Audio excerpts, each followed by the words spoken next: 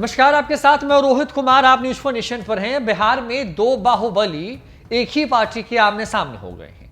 बात कर रहे हैं तेजस्वी यादव की, आरजेडी की, और जिन दो नामों की हम चर्चा कर रहे हैं वो नाम है अनंत सिंह और साथ ही साथ ऋतुलाल यादव की।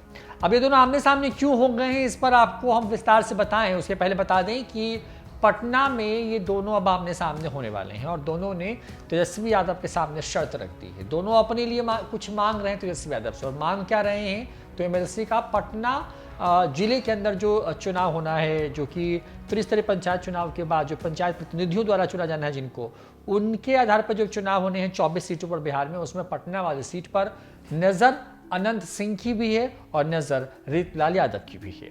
दोनों अपने अपने क्षेत्र के, एक पटना के पूर्वी हिस्से तो एक पटना के पश्चिमी हिस्से के बाहुबली के तौर पर पहचान रखते हैं।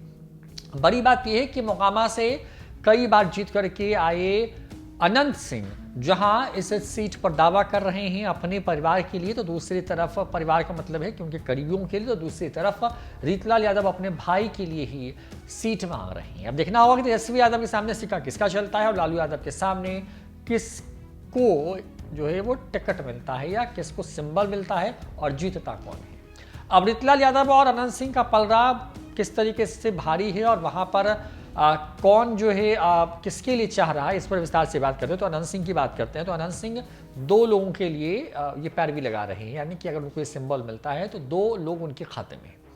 पहला नाम है कार्तिक मास्टर या कार्तिक सिंह और दूसरा नाम है लल्लू मुखिया का।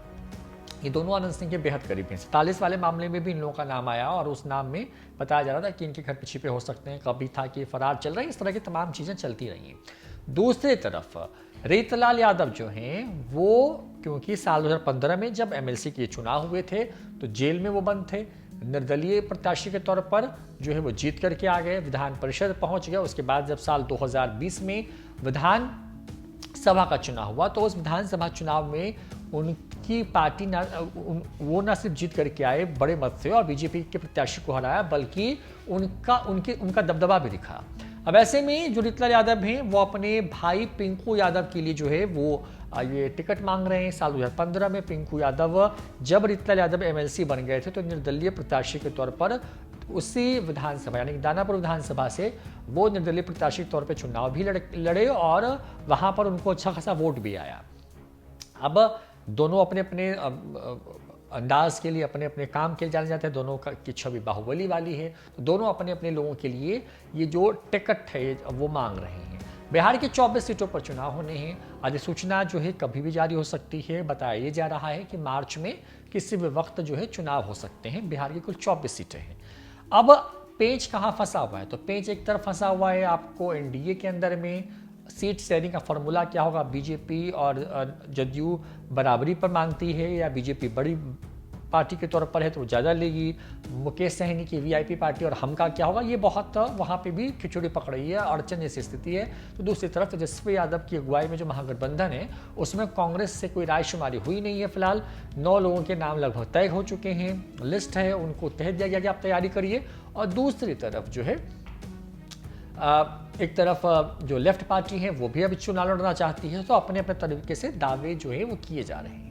अब तेजस्वी यादव की आरजेडी की बड़ी पार्टी है वही तय कर रहे हैं। पिछले जब बिहार में जब उपचुनाव हुए तो उन्होंने ही तय किया किसको कितना मिलना चाहिए और उसी हिसाब पर सब कुछ हुआ। और इसका असर ये हुआ कि तेजस्वी यादव की अगुवाई में जो महागठबंधन बना वो पूरी तरीके से बिहार में एक तरीके से फेल होता नजर आया। इन तमाम खबरों के बीच में अब दो बाहुबली जब आमने सामने हैं तो अब ये देखना होगा कि कौन किस पर भारी होता है। अनंत सिंह अपने दो खास, बेहद खास लोगों के लिए, लल्लू मुखिया और कार्तिक सिंह के लिए पटना वाली सीट जो एमएलसी चुनाव होने हैं वो चाहते हैं। तो दूसरी तरफ ऋतुलाल यादव अपने भाई पिंकू यादव को परिषद भेज करके एक कहें कि ये उनके लिए ये टिकट चाह रहे हैं।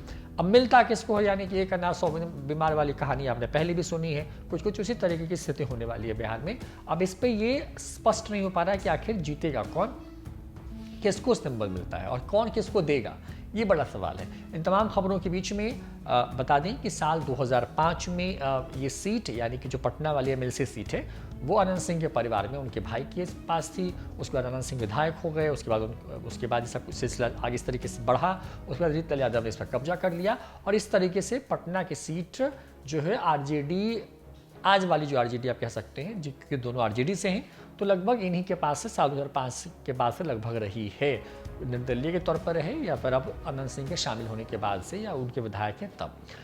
अब देखना होगा कि जीतता कौन है, नजर इसी पर बनी हुई। आपको क्या लगता है कि इसको मौका मिलना चाहिए अनंत सिंह के छोटे सरकार जिसको कहते हैं बिहार में, उनके कहने पर वो सिंबल उनके आदमी को मिलना चाहिए, रीतलाल यादव के कहने पर उनके भाई के लिए सिंबल लॉट होना चाहिए? क्या लगता है कमेंट करके जरूर बताएं। फिलहाल इस वीडियो में इतना ही, नमस्कार।